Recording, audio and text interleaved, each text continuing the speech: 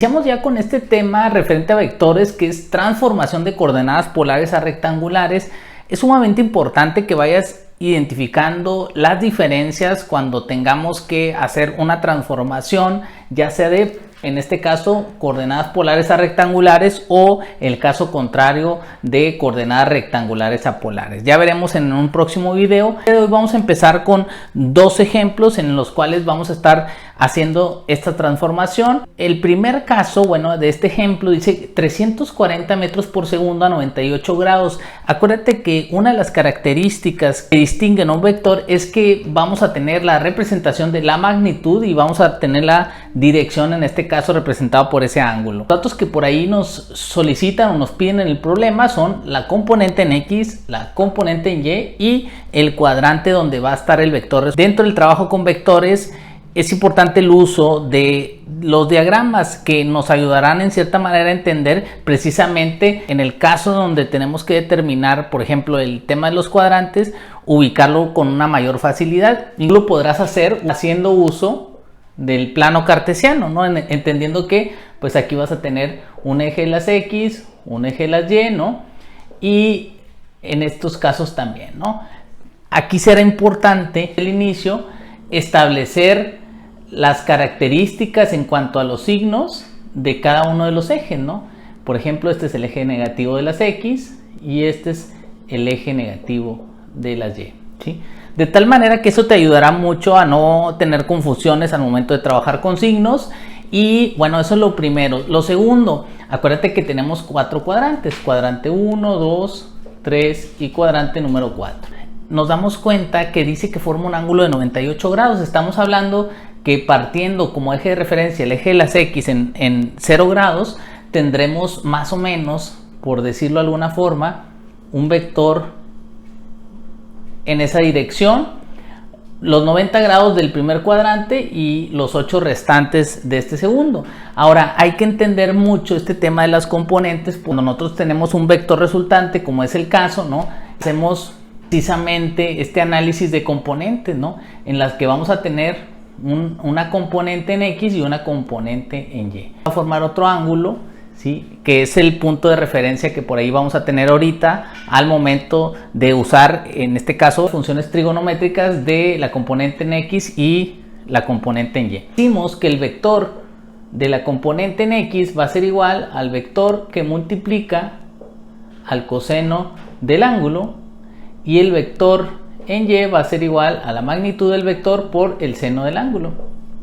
Todas esas componentes nosotros podemos iniciar a establecer la parte analítica. Vamos a sustituir y determinamos primero, entendemos que el vector de la componente en X es igual a la magnitud que es del vector, que en este caso son 340 metros por segundo, que multiplica en este caso al coseno del ángulo, coseno de 98 grados, ¿sí?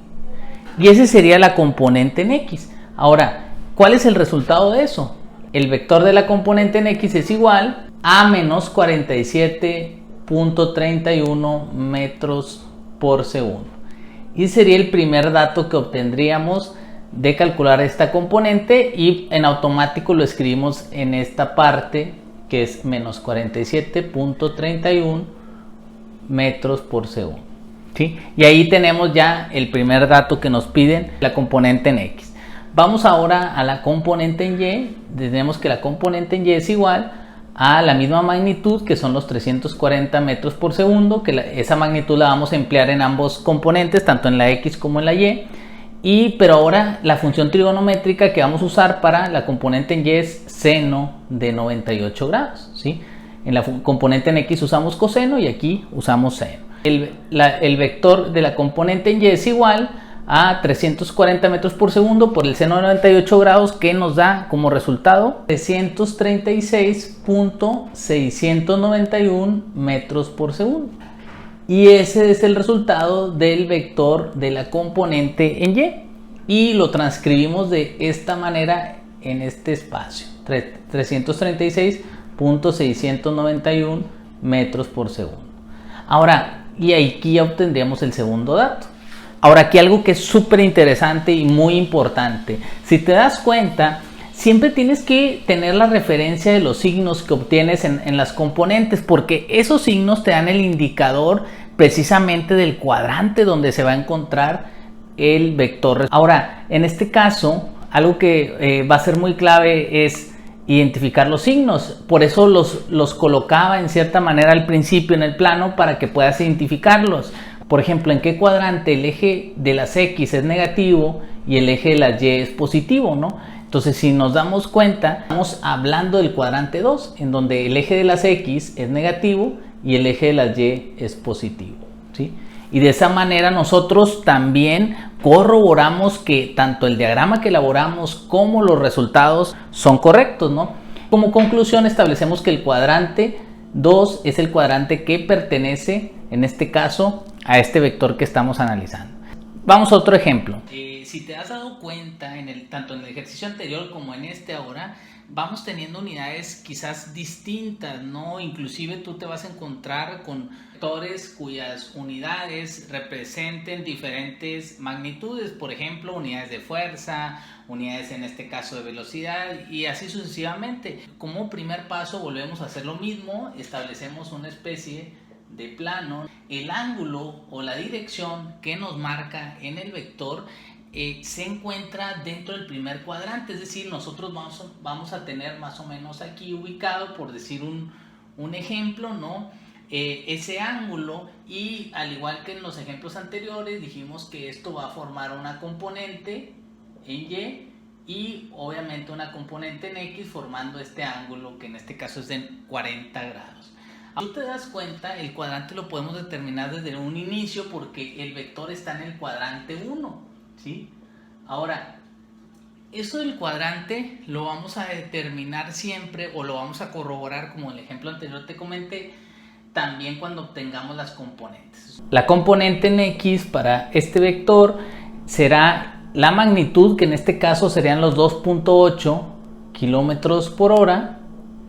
Aquí no tendríamos que hacer el factor de conversión, lo podemos hacer directamente por el coseno, en este caso de 40 grados. Esto nos da como resultado 2.14 kilómetros por hora. Y sería la primera respuesta que obtendríamos y anotamos aquí 2.14 kilómetros por hora como primer resultado, ¿sí? Ahora vamos a la componente en Y. Esto es igual a la magnitud, que usamos el mismo valor, que son los 2.8 kilómetros por hora, ¿sí? Pero ahora vamos a usar la función trigonométrica seno de 40 grados, que es la misma dirección en ambos componentes, ¿no? El vector de la componente en Y es igual a 1.799 kilómetros por hora. Y sería la segunda respuesta, ¿no? 1.799 kilómetros por hora. En este ejemplo, obviamente, como ya habíamos hecho en un inicio, gracias al diagrama, entendemos que este vector se encuentra ubicado en el cuadrante 1, ¿no? Hay que seguir practicando. Espero que te haya servido estos ejemplos y nos vemos en el próximo video. Adiós.